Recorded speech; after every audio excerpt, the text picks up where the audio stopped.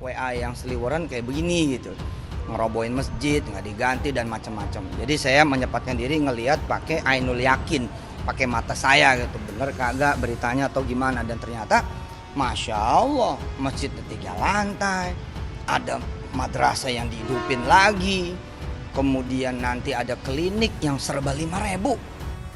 Kalau terus dulu bilang ada klinik yang serba 5.000, jadi orang berobat itu bayar 5.000. Ada? Dari awal 5 tahun nggak pernah ada. Nggak ada ya. Jadi Pak Apep, warga di sini tetangganya cuma 50 meter ya? Iya.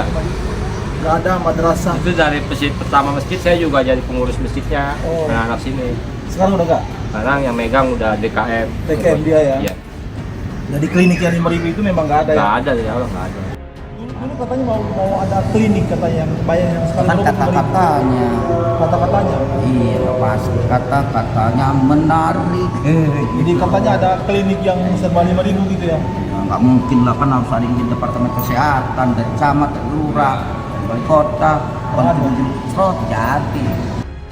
Nah, ketika ini perkataannya bohong, terus kemudian Yusuf Mansur juga tidak menyelipkan bagaimana tanah wakaf, mereka tidak menjelaskan bagaimana tanah wakaf ini sebenarnya, ya menurut saya Yusuf Mansur ini ya hanya menjadi antek saja, Mas. Boneka saja. Jadi menjadi boneka karena mereka ustadz, mereka menyampaikan itu untuk kepentingan daripada pengembang, begitu ya. Dalam pembelaannya, dalam statementnya ini Berbohong lagi. Ya. Ini sudah Caranya sudah tidak pakai ketentuan sumber hukum Islam, kemudian berbohong lagi. Apa masih pantas dipanggil ustadz? Kalau tanyanya kepada saya, tentu nggak pantas, kan begitu.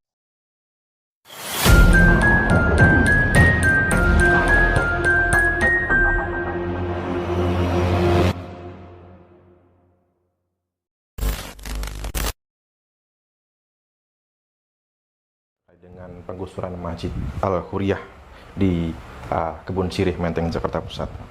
Pak Zaini, ya, saya ulang lagi, Yusuf Mansur memang ada kedekatan dengan MSI Group atau bosnya yakni Haritano.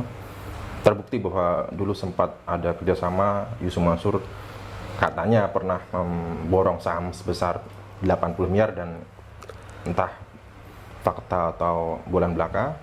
Dan juga Yusuf Mansur belum lama ini juga mencalonkan diri sebagai caleg Partai Perindo dan alhamdulillah memang gagal, Pak.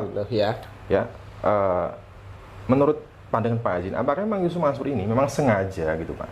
Sengaja dipakai oleh pihak MNC ya untuk kepentingan MNC, yaitu membela tindakan dari MNC Group gitu, Pak? Saya tadi sudah melihat videonya juga yang diupload oleh Pak Darso. Mereka mengatakan alhamdulillah ini posisinya sudah dibangun Al-Huriyah, terus kemudian ada madrasahnya, kemudian ada kliniknya yang serba 5.000 kan begitu kan. Nah, ternyata di cross check kepada Marbot, terus kemudian kepada penduduk setempat kan ternyata tidak ada. Artinya kan apa yang diucapkan oleh Yusuf Mansur ini kan berbohong begitu Bukti ya. lagi, Pak. Ini berbohong lagi, bukti Pak. berbohong begitu ya. Terus kemudian kenapa juga Yusuf Mansur timbul di dalam permasalahan masalah tukar guling ini kan begitu. Tentu ada yang menyuruh kan. Nah, Yusuf Mansur berkata seperti itu tentu ada yang menyuruh, atau setidak-tidaknya Yusuf Mansur mempunyai kepentingan untuk campur tangan terhadap masalah tukar guling ini kan begitu. Nah, ketika ini perkataannya bohong, terus kemudian Yusuf Mansur juga tidak menyelipkan bagaimana tanah wakaf, mereka tidak menjelaskan bagaimana tanah wakaf ini sebenarnya, ya menurut saya Yusuf Mansur ini ya hanya menjadi antek saja, Mas. Boneka saja. Jadi menjadi boneka karena mereka ustadz, mereka menyampaikan itu untuk kepentingan daripada pengembang begitu ya. Nah, kalau sudah seperti itu tentu Yusuf menurut hemat saya, menurut pendapat saya, Yusuf Mansur sudah tidak pakai referensi, tidak pakai aturan main, sehingga mereka menghalalkan segala cara yang mana tanah wakaf itu di tanah wakaf kemudian diambil wakafnya, kemudian ditukar di tempat lain, kan begitu. Ya. Sebenarnya kan menurut sepengetahuan saya bahwa tanah wakaf itu sudah tidak bisa diapa-apakan karena itu hak dikembalikan kepada Allah ya, untuk kepentingan tanah itu diperuntukkan untuk kepentingan sebagaimana niat pewakif ya pada saat mereka mewakafkan. Kalau itu diwakafkan, saya niatkan ini untuk diwakafkan untuk buat tempat ibadah, ya tempat ibadah saja begitu. Jadi campurnya Yusuf Mansur ke sana menurut saya tidak pakai ilmu gitu ya. Walaupun mereka dokter, tapi tidak pakai ilmu gitu. Ilmunya kemana ketika ini tidak pakai ilmu ya menurut saya apakah masih pantas dipanggil ustadz? Kalau pendapat saya sudah nggak pantas dipanggil ustadz kan begitu. Nah, kalau masyarakat lain terserah nanti penilaiannya masyarakat lain. Kalau bertanyanya kepada saya dengan permasalahan seperti ini sudah tidak pantas dipanggil sebagai ustadz. Ya, karena belum lama ini juga konon kabarnya mendapat gelar doktor ya, melabeli dirinya ustadz, tetapi ya seharusnya ustadz ini kan mempunyai prinsip ya, prinsip di mana bisa membedakan ya mana yang benar dan mana yang salah, dan mengutamakan kepentingan umat gitu Pak ya.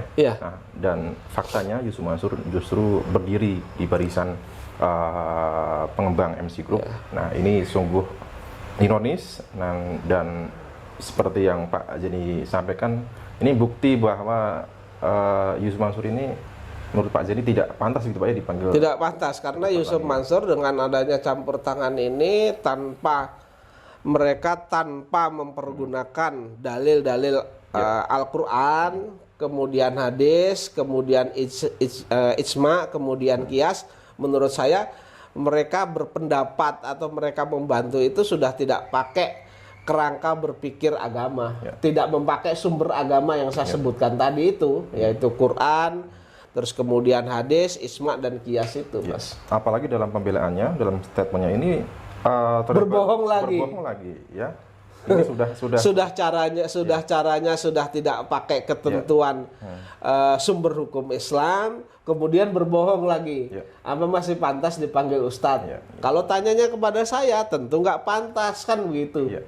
Kalau orang yang namanya ustadz, yang nama kiai, namanya pemuka agama, mereka tentu akan berbicara, kemudian mereka menyatakan statementnya dan lain sebagainya dengan permasalahan mereka mempergunakan sumber hukum Islam yang benar kan begitu Mas. Kalimat bohong lagi, kata-kata bohong lagi ya. Sebenarnya ini sudah tidak mengherankan lagi ya bagi seorang Yusuf Mansur ya. Kita tahu dulu sempat Susumbar misalkan pernah menjabat sebagai komisaris Grab dan dibantah oleh pihak Grab sendiri, kemudian mengatakan Paytren akan IPO, mengatakan ketika presentasi bisnis bara, saya sebagai komisarisnya, saya memberikan garansi bahwa investasi Anda tidak akan hilang, ya kan? Terus kemudian sudah digugat juga oleh CMB Niaga ya, dan mereka tidak membantah. Ya ternyata di dalam perkara berkaitan dengan batu bara, atas perkara saya kemudian Bu Ilis, mereka masih membantah bukan komisaris.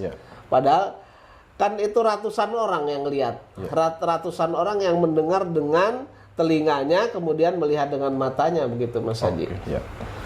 Sudah banyaklah kebohongan Yusuf Mansur ini. Ya mungkin kita sampaikan lagi supaya masyarakat lebih terbuka gitu ya. Kita ulang lagi, misalkan pernah mengatakan Paytren ini pernah ditawar oleh konglomerat sebesar 4 triliun. Paytren ini valuasinya nilainya itu senilai 10 triliun. Nyatanya sampai sekarang juga kepada klien saya yang 500-an kurang lebih 500 juta kepada karyawan tuh sampai dengan saat ini aja nggak bisa bayar. Itu kan bohong besar. Apalagi katanya mau IPO. Ternyata bayar karyawan aja nggak bisa, bohong juga kan. Dan juga dalam ceramah-ceramahnya itu sering menceritakan ya sebuah kisah-kisah fiktif, misalkan pernah berbicara atau bisa bicara dengan semut, mengatakan ada seorang tukang rumput yang bersedekah sampai 10 miliar kalau nggak salah ya. Nah ini Ya, itu telah memang ciri khas Yusuf Mansur, Pak, suka berbohong gitu, Pak ya? Ya, saya kira itu fiktif semua, karena kan apa yang diceritakan si A si B itu kan nggak pernah ditampilkan. Kalau toh itu kalau itu nanti bisa ditampilkan kan kita bisa mana asetnya dan lain sebagainya kita tanya. Baik, kapan kamu sedekah sama siapa dan lain sebagainya kan? Ya. Terus berapa kamu bayar pajak dan lain sebagainya kan bisa kita cross check itu. Ya, Kita juga nggak bodoh-bodoh amat lah, walaupun bukan dokter gitu tapi nggak bodoh gitu loh. Oke, Pak Zini, ini kita tampilkan video investigasi dari Pak Darso ya sebagai bahan tahan juga terhadap statement Yusuf Mansur yang mengatakan bahwa Masjid Al-Huriyah yang baru yang kini terletak di kawasan Pasar Minggu yang konon katanya mempunyai madrasah, mempunyai klinik yang serba 5.000. Nah, ini dibantah oleh pihak Marbot sendiri. Nah, teman-teman, kita tentunya berharap dan berdoa juga khususnya kepada jamaah warga 06. Kita prihatin, kita empati, ya. Mudah-mudahan secepatnya ini mendapat penanganan yang terbaik dan mendapat support dari orang yang mempunyai power atau kekuasaan begitu, Mas. Ya, karena masjid ini memang yang sebelumnya di kawasan. Kalau toh saya harus nanti misalnya saya diminta untuk bergabung menjadi lawyernya juga saya bersedia kok. Iya, oke. Ya.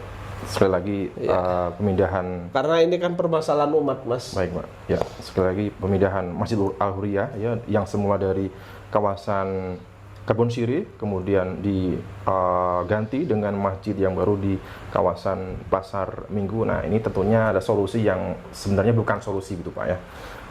Oke, teman-teman, kita putar saja videonya, silakan teman-teman menilai sendiri bagaimana seorang sikap Yusuf Mansur yang melabeli dirinya sebagai ustadz sangat disayangkan, bukannya sebagai pembela berdiri di barisan umat, justru tapi malah berseberangan dengan umat gitu. Baik, terima kasih teman-teman.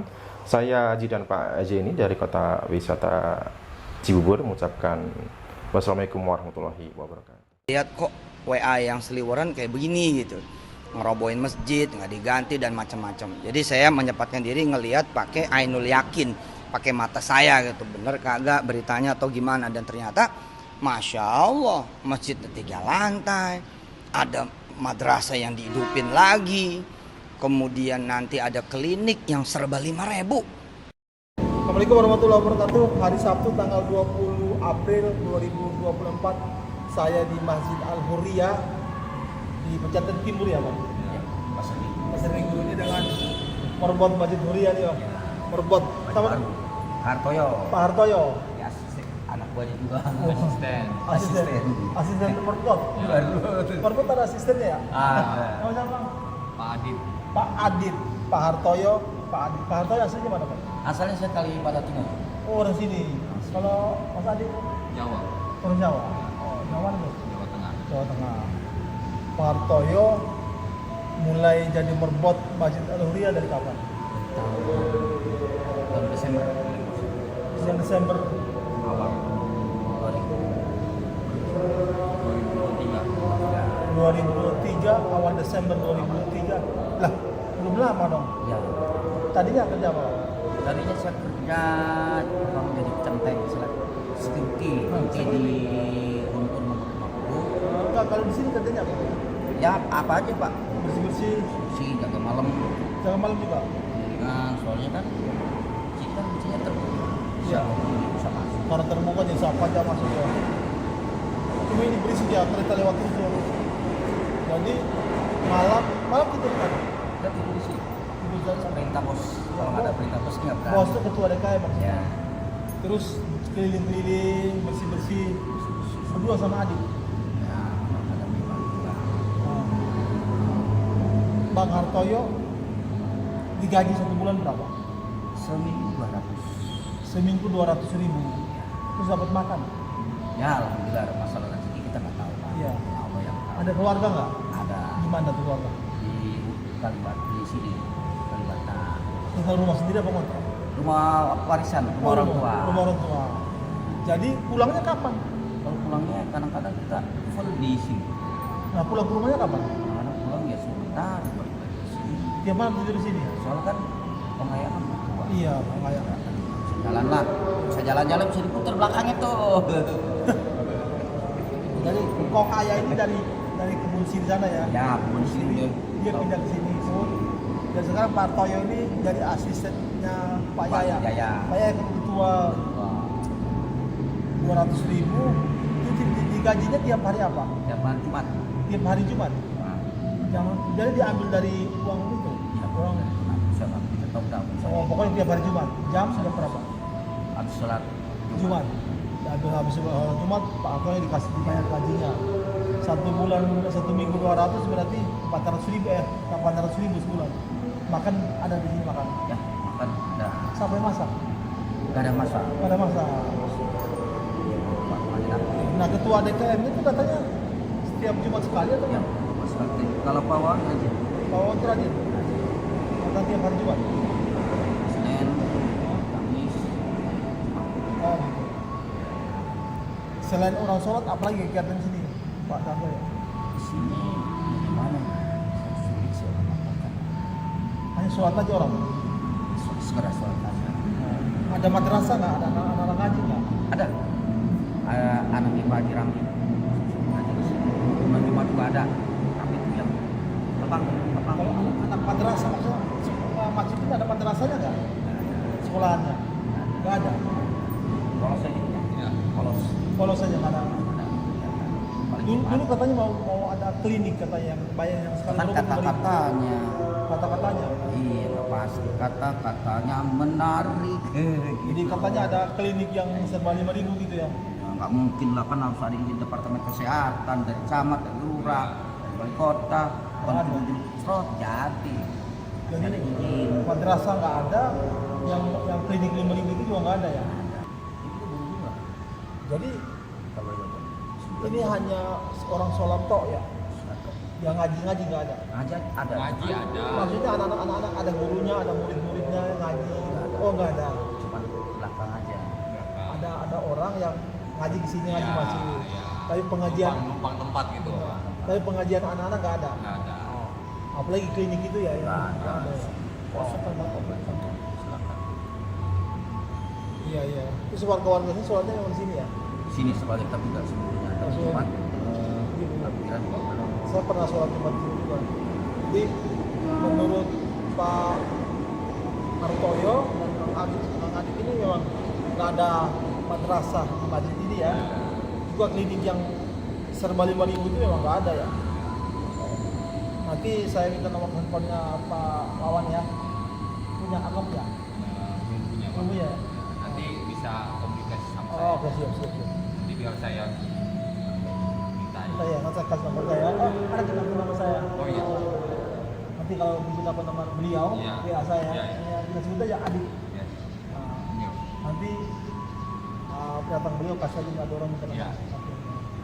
Jadi perbincangan saya sore ini jelang maghrib hari Sabtu ya, tanggal 20 April dengan Pak Hartoyo dan Pak Adit, dua berbot di Masjid Al-Huriyah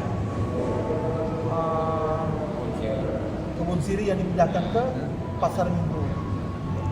Semoga perbincangan saya dengan kedua bapak-bapak yang ganteng-ganteng ini bermanfaat dan mudah-mudahan pemirsa kita juga ada simpatinya kepada kedua beliau ini yang setiap hari membaktikan diri mereka untuk mengurusi Masjid Al-Huriyah ini.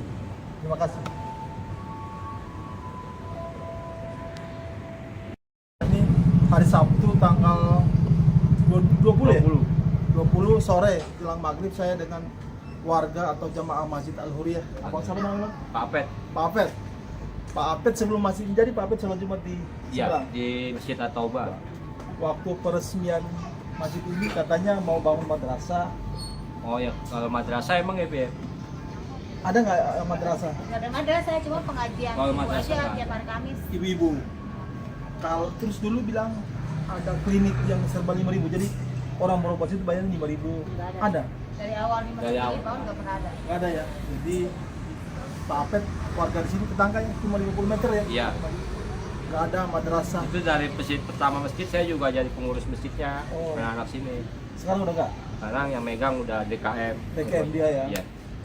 Jadi klinik yang 5.000 itu memang nggak ada ya? Nggak ada dari awal, nggak ada. Kalau ada kita berobat situ asik juga nih, Iya. 5.000. Nggak ada dari awal, nggak ada di situ. Oke. Jadi kalau sekarang sholat Jumat di situ? Iya, sekarang sholat Jumat di situ. Ya. Kalau kemarin nyebrang ya? Iya. Oke. Pak Ahmed makasih banyak ya ibu-ibu. Iya, siapa? Bu makasih ya, udah kasih. Terima kasih banyak. Jadi memang madrasah nggak ada, klinik nggak ada.